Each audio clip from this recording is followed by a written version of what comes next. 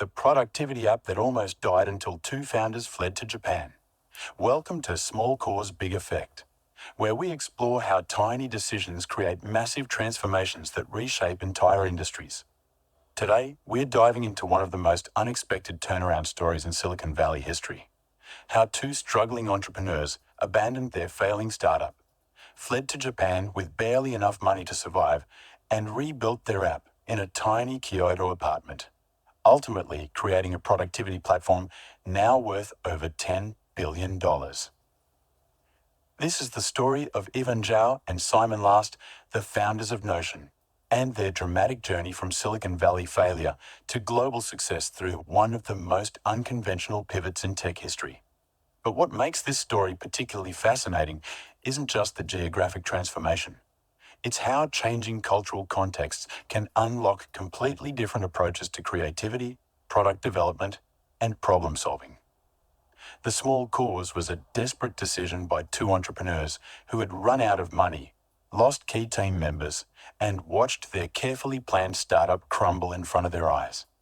Faced with complete failure, they made a choice that seemed like retreat, but turned out to be the most important strategic decision of their careers.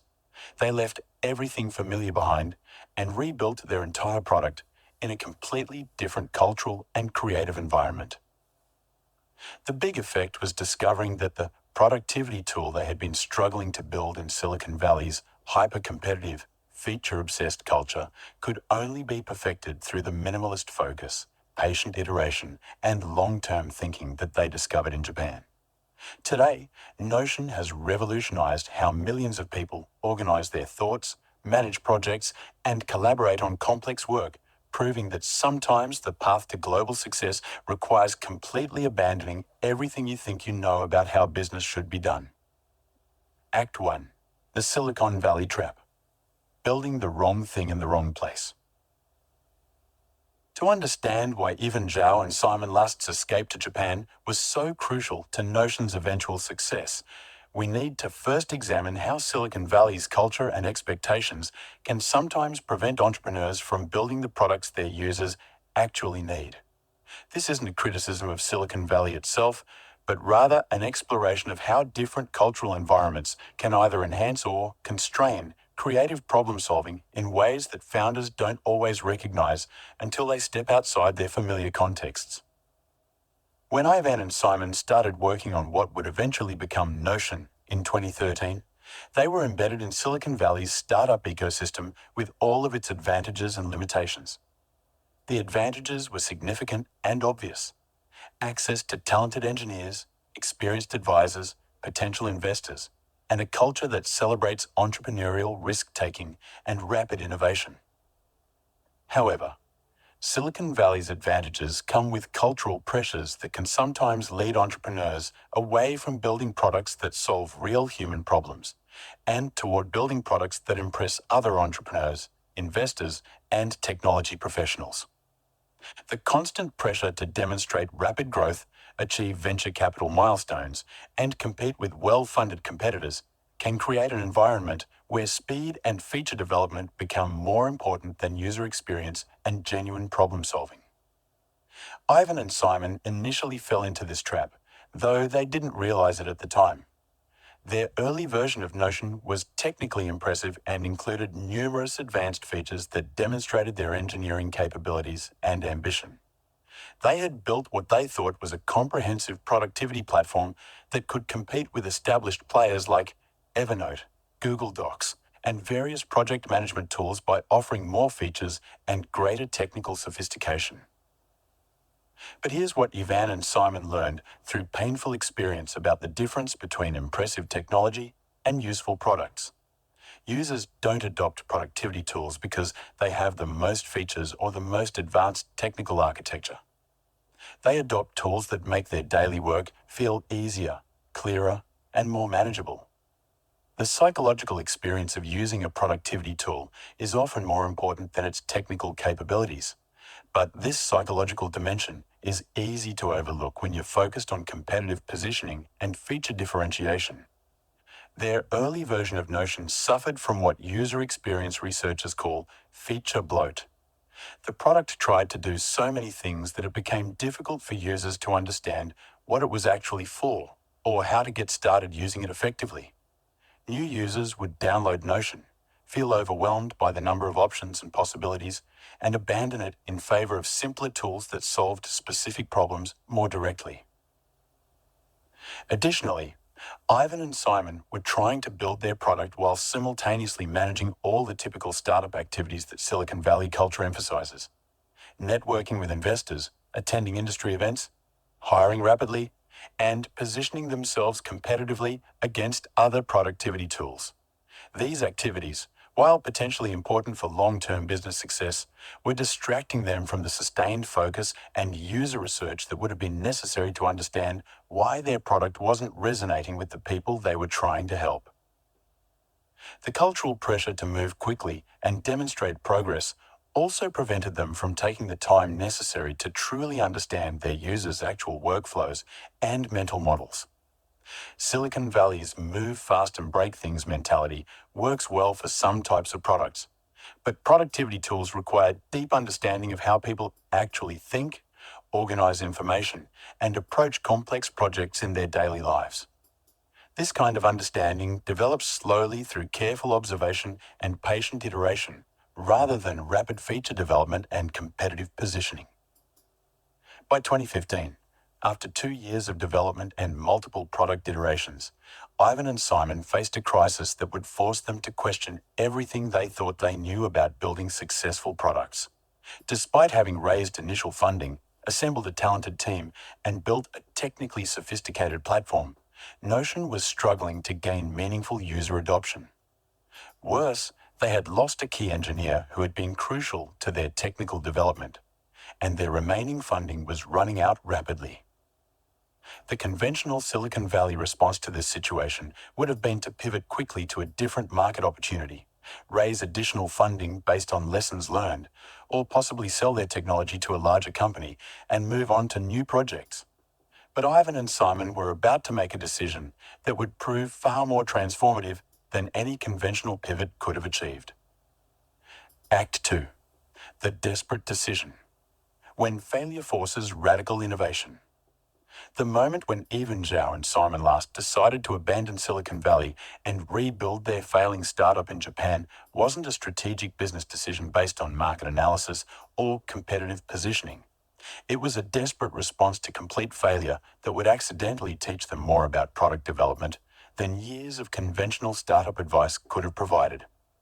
Let me help you understand why this decision was so significant and what it reveals about the relationship between environment, creativity, and innovation.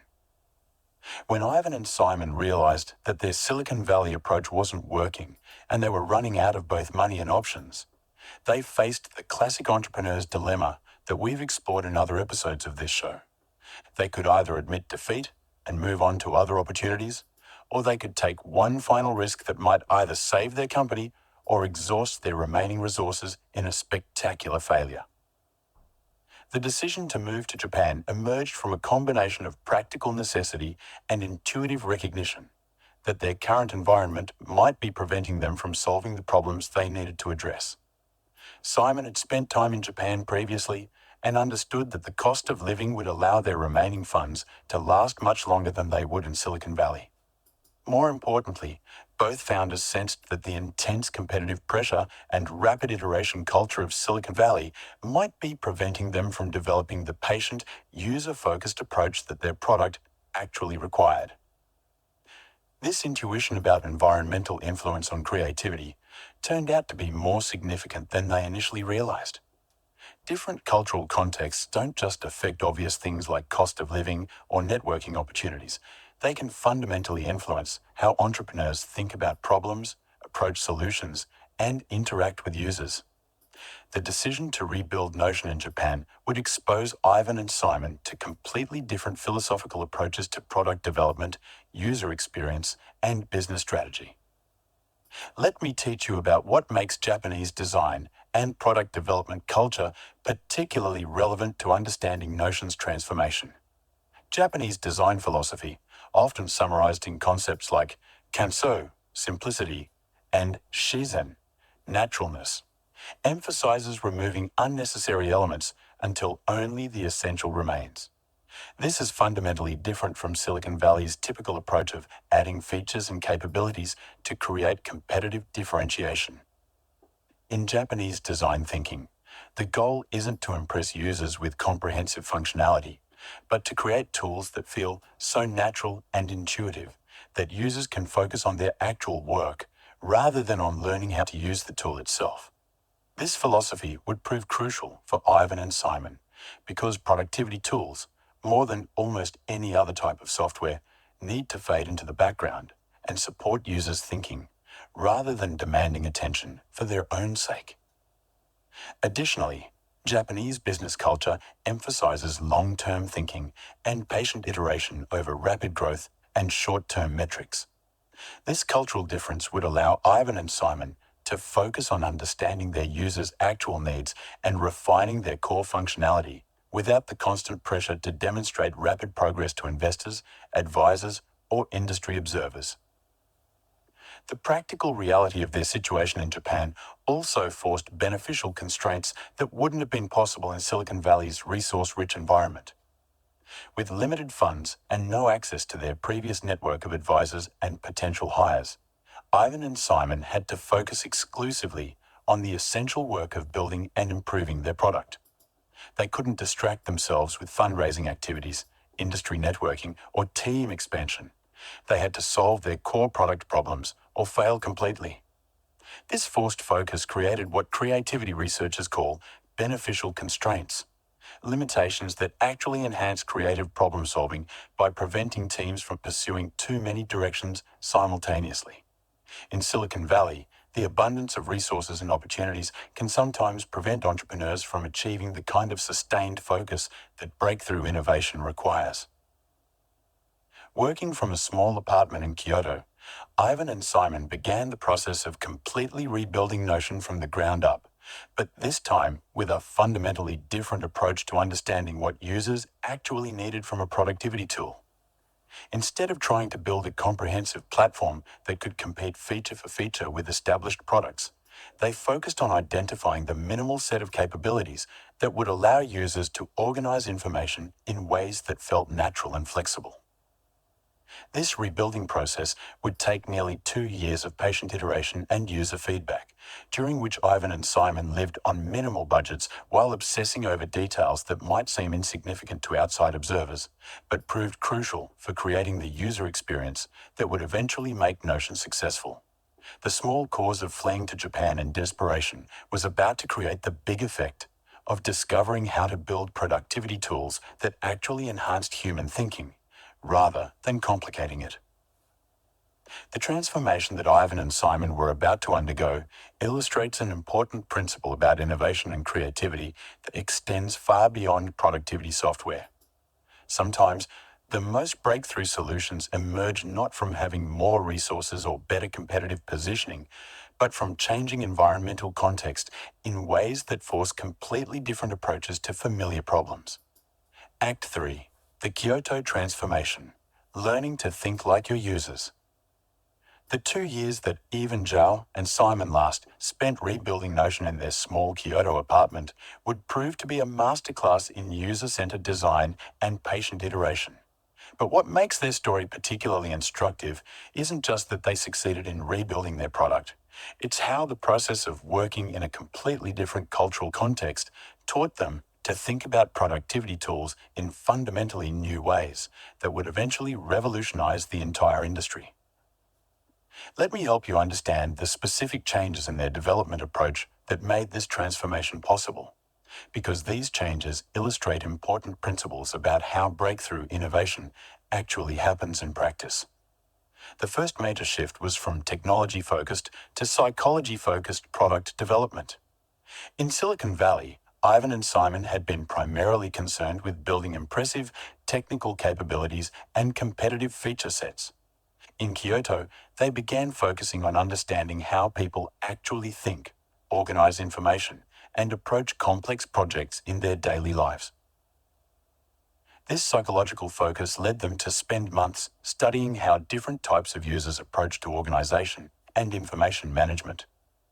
Instead of assuming that their engineering perspectives on logical organization would work for everyone, they began observing how writers, designers, researchers, students, and other knowledge workers naturally structured their thinking and projects. This research revealed patterns that would eventually become core to Notion's design philosophy. They discovered that most people don't think in the rigid hierarchical structures that traditional productivity tools enforce.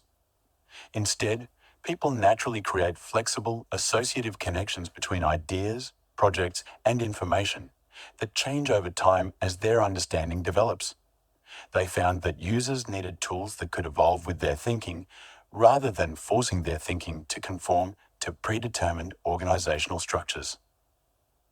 The second major shift was from feature development to user experience refinement.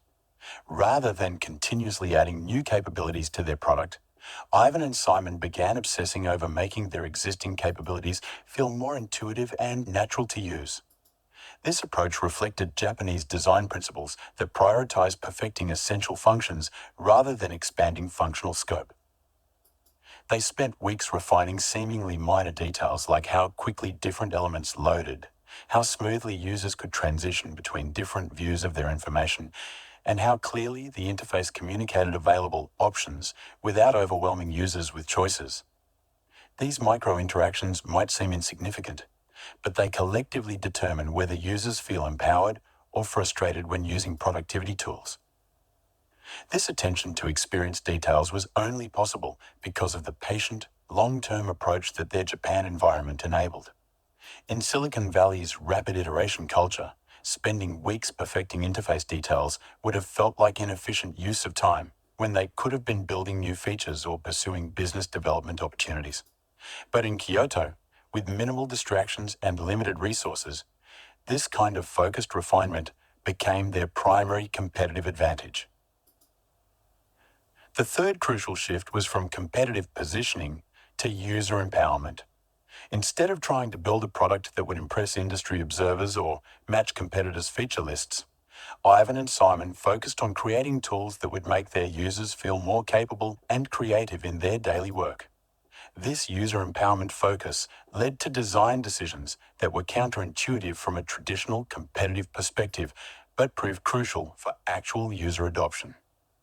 For example, they decided to make Notion's core functionality extremely flexible and customizable, even though this meant that the product would be more complex to explain in marketing materials and sales presentations. They recognized that while flexibility might make their product harder to categorize competitively, it would make users feel more empowered to adapt the tool to their specific needs and working styles. They also chose to integrate multiple types of functionality, note-taking, databases, project management, collaboration, into a single flexible platform, even though conventional wisdom suggested that specialized tools would be easier to market and monetize. They understood that users wanted tools that could grow with their needs rather than requiring them to switch between different applications for different types of work. Perhaps most importantly, the Kyoto years taught Ivan and Simon that building truly innovative products requires sustained focus and patience that's difficult to maintain in highly competitive, resource-rich environments. The constraints of working with limited funds in a foreign culture forced them to prioritize essential development work and ignore distractions that might have prevented them from achieving the breakthrough insights that made Notion successful. By 2017, after nearly 2 years of patient rebuilding and refinement, Ivan and Simon had created something that was genuinely different from anything else in the productivity software market. Notion 2.0 wasn't just an improved version of their original product. It was a fundamentally different approach to productivity tools that reflected everything they had learned about user psychology, interface design, and the importance of flexibility in supporting human thinking. The platform they had built combined the simplicity of note-taking apps with the structure of databases, the collaboration features of team tools, and the customization capabilities of programming environments, all integrated into an interface that felt intuitive rather than overwhelming. Most importantly, they had created a tool that could adapt to users' changing needs, rather than forcing users to adapt to predetermined workflows. This brings us to a crucial moment in our story, because what happened when Ivan and Simon finally released their rebuilt product would validate everything they had learned about the relationship between user experience and business success, and demonstrate how their Japan transformation had prepared them to compete successfully against some of the largest technology companies in the world. Now, if you're fascinated by this story of how geographic and cultural context can completely transform approach to innovation, you're discovering exactly the kind of unexpected transformation we explore every week here at Small Cause Big Effect. Hit that subscribe button and turn on notifications, because these stories of unconventional paths to breakthrough success will change how you think about creativity, persistence, and the power of changing your environment when conventional approaches aren't working. Act 4. The Global Explosion. When perfect timing meets perfect product. When Even Zhao and Simon Last finally released their rebuilt Notion platform in 2017, they had no way of knowing that they were launching their product at the perfect moment to ride one of the biggest shifts in workplace culture and collaboration that the world had ever experienced. The timing of their launch, combined with the user-centered design principles they had developed during their Japan years, would create a perfect storm of adoption that would transform Notion from a desperate rebuild to one of the most successful productivity platforms in history.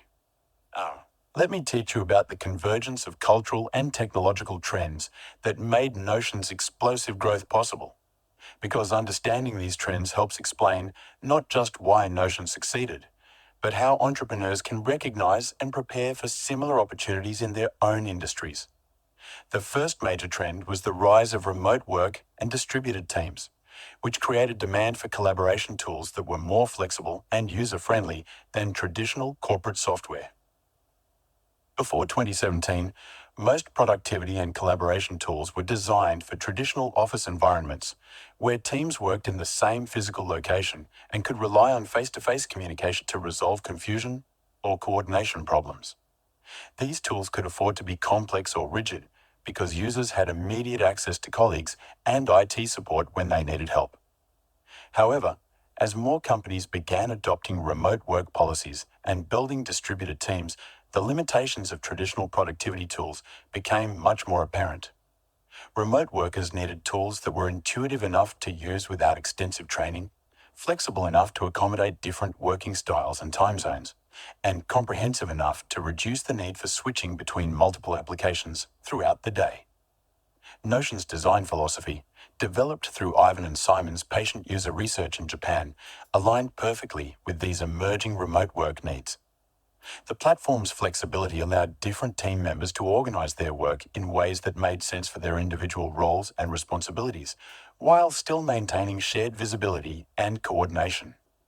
The intuitive interface reduced the learning curve that often prevented remote teams from adopting new collaboration tools. Most importantly, Notion's integrated approach meant that remote teams could conduct most of their work within a single platform, rather than constantly switching between separate tools for note-taking, project management, documentation, and communication. This integration was particularly valuable for remote teams because context switching between applications is much more disruptive when you're working alone than when you're in an office environment where you can quickly ask colleagues for clarification or assistance. The second major trend that accelerated Notion's growth was the democratization of content creation and knowledge sharing, driven by the creator economy and the rise of personal branding among knowledge workers. Professionals across many industries were beginning to create blogs, courses, newsletters, and other content that required sophisticated organization and presentation capabilities. Traditional productivity tools were designed primarily for internal organization and team collaboration, but they weren't well suited for creating content that would be shared publicly or used for teaching and knowledge transfer. Notion's publishing capabilities and visual customization options made it an ideal platform for knowledge workers who wanted to organize their thinking privately, while also creating shareable content for their audiences. This creator-focused functionality attracted users who became powerful advocates for the platform. Content creators, online educators, and thought leaders began using Notion not just for their private productivity needs, but as a platform for creating and sharing their knowledge with others. These users generated enormous amounts of organic marketing for Notion by showcasing their templates, workflows, and organizational systems to their own audiences. The third crucial trend was the increasing sophistication of individual users' expectations for software customization and personalization. Consumer applications like Instagram, Spotify, and YouTube had trained users to expect that their tools would adapt to their preferences and usage patterns over time. This created demand for productivity tools that offered similar levels of personalization and flexibility. To say, Notion's block-based architecture and template system allowed users to create highly customized workflows and organizational structures that matched their specific needs and aesthetic preferences. This customization capability appealed particularly strongly to younger users who had grown up with highly personalized social media and entertainment platforms and expected their productivity tools to offer similar levels of individual expression and adaptation.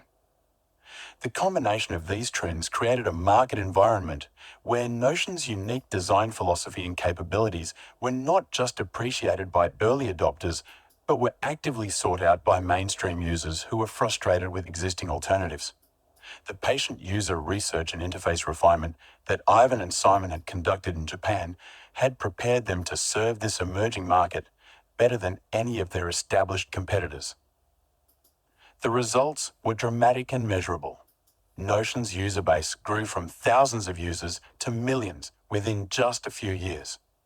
The platform attracted passionate user communities who created templates, tutorials, and showcases that further accelerated adoption. Major companies, educational institutions, and creative organizations began adopting Notion as their primary productivity platform, often replacing multiple specialized tools with Notion's integrated approach. Perhaps most significantly, Notion's success began influencing how other productivity tools thought about user experience, customization, and integration. Established companies like Google, Microsoft, and Notion's other competitors began incorporating Notion-inspired features into their own products, validating the design principles that Ivan and Simon had developed through their Japan transformation. By 2021, Notion had achieved a valuation of over $10 billion, making it one of the most valuable productivity software companies in the world. But more importantly, for understanding the small cause and big effect dynamic, Ivan and Simon had proven that patient user research and cultural environment changes could lead to breakthrough innovations that transformed entire industries. The desperate decision to flee Silicon Valley for a small apartment in Kyoto had enabled them to develop insights about user psychology and product design that their well-funded, well-connected competitors had missed, despite having access to vastly greater resources and market research capabilities. Asked Viv, the lasting transformation, what Japan taught Silicon Valley. The success of Notion represents more than just another Silicon Valley startup story with an unconventional twist.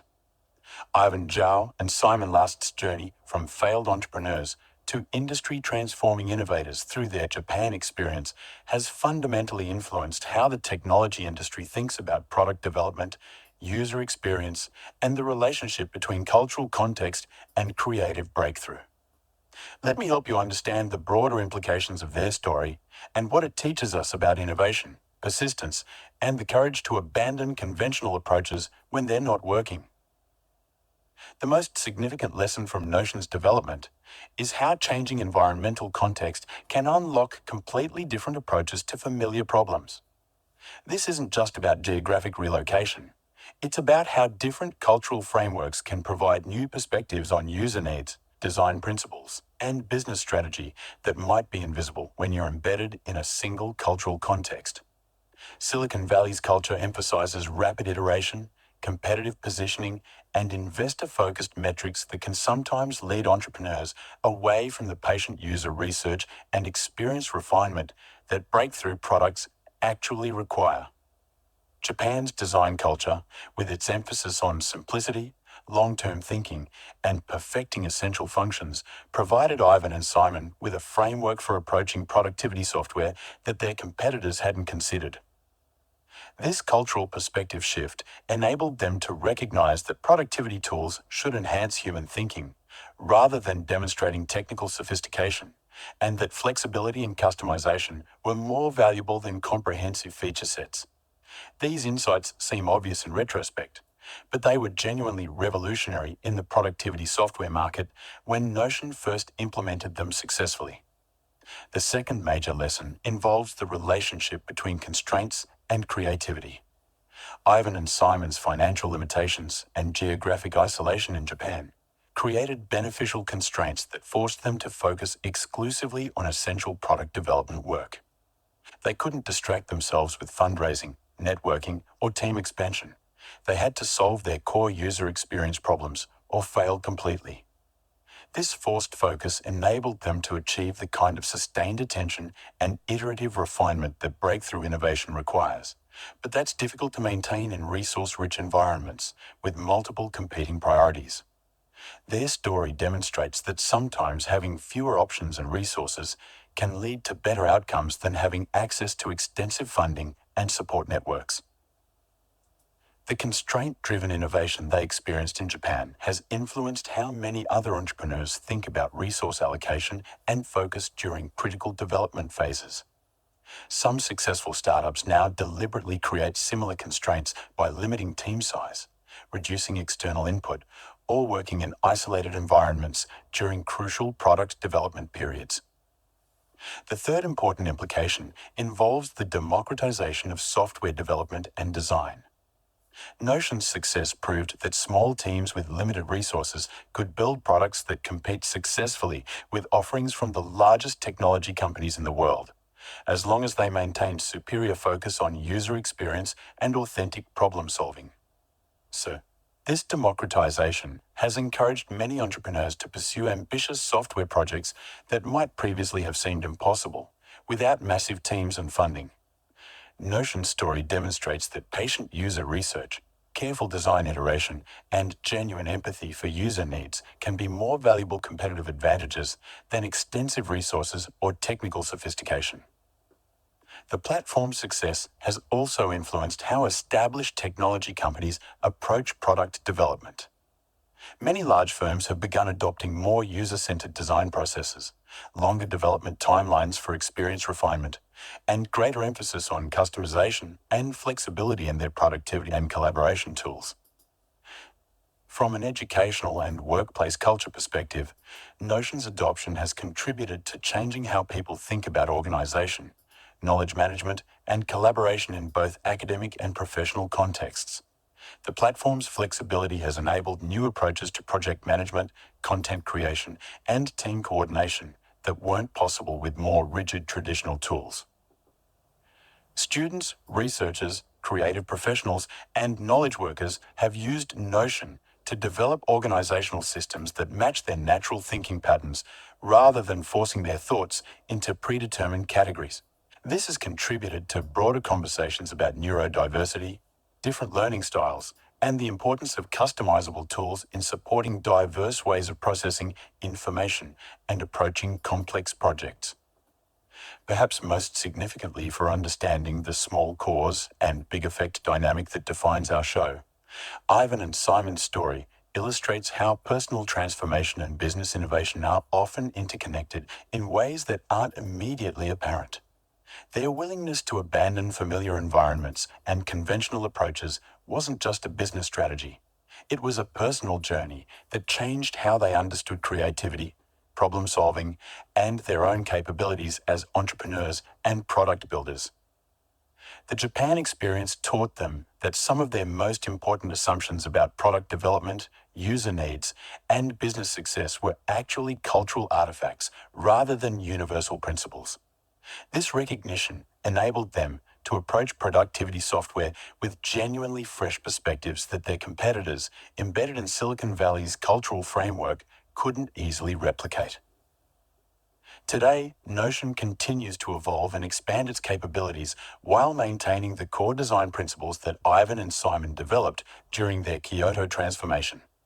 The platform serves millions of users worldwide and continues to influence how both individuals and organizations approach productivity, collaboration, and knowledge management.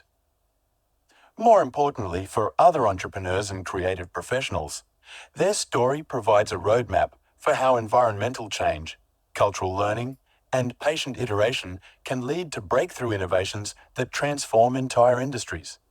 The small cause of two desperate entrepreneurs fleeing their failures to rebuild in a foreign culture created the big effect of revolutionizing how millions of people organize their thinking and manage their most important work.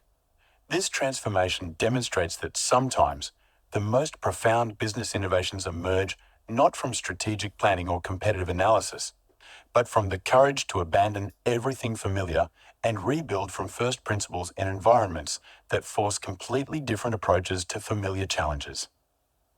Conclusion: the universal principles of transformative escape. What every innovator can learn from the Japan pivot. As we reach the conclusion of Ivan Zhao and Simon Last's extraordinary journey from Silicon Valley failure to global success through their transformative Japan experience, it's important to extract the universal principles that any entrepreneur, creative professional, or problem solver can apply to their own challenges and opportunities. Their story isn't just about building a successful productivity platform. It's about how environmental change, cultural immersion, and patient iteration can unlock completely new approaches to problems that seemed impossible to solve within familiar contexts.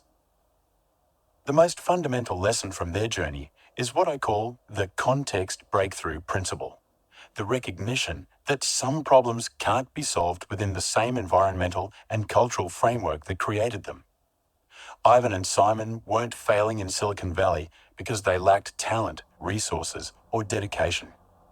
They were failing because Silicon Valley's cultural assumptions about product development, user needs, and business success were preventing them from seeing the solutions that their users actually needed. This principle has applications far beyond technology startups. Anytime you're working on a complex problem and finding that conventional approaches aren't yielding breakthrough results, consider whether changing your environmental context might provide new perspectives that aren't accessible within your current framework. This might mean geographic relocation, like Ivan and Simon chose, but it could also mean cultural immersion, mentorship from people with different backgrounds, or simply working in different physical environments that force different thinking patterns.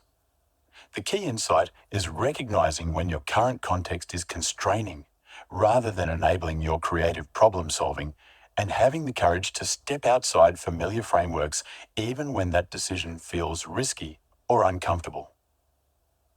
The second universal principle is what I call beneficial constraint creation.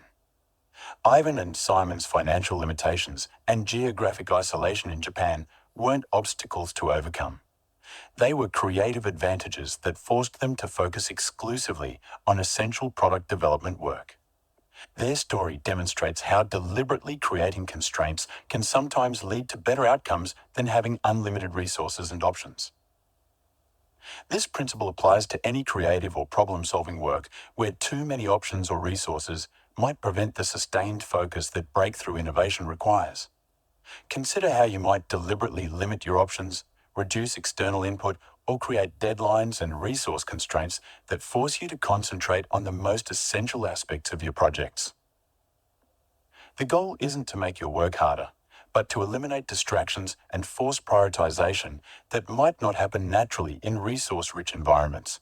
Some of the most innovative solutions emerge when people are forced to achieve their goals with minimal resources, because these constraints eliminate everything except the most crucial functionality and features. The third principle involves what I call user empathy over competitive positioning. In Silicon Valley, Ivan and Simon had been primarily focused on building a product that would impress investors, compete effectively with established platforms, and demonstrate technical sophistication.